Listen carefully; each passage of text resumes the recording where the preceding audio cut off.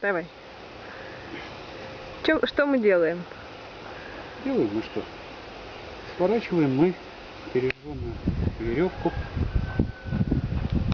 так называемый труд. Вот. Вот такая она у нас получается.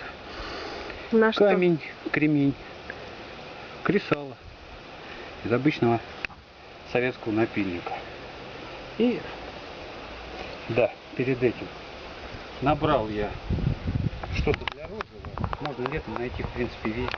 Угу. Вот.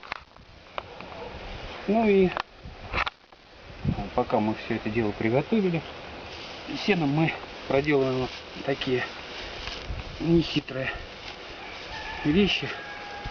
Просто стараемся его немножко распушить, чтобы в дальнейшем оно у нас попроще разгорелось.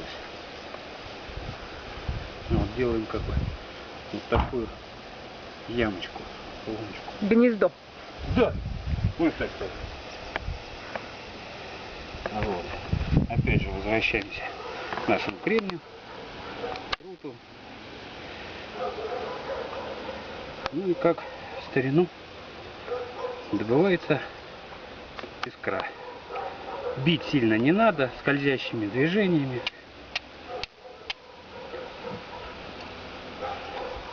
А вот у нас разгорелся огонек. Мы все это дело берем и кладем в наше гнездо. И сворачиваем вот так вот. Потом поднимаем вверх, чтобы дым нам при вздохе не попадал в дыхательные пути. И начинаем потихоньку раздувать.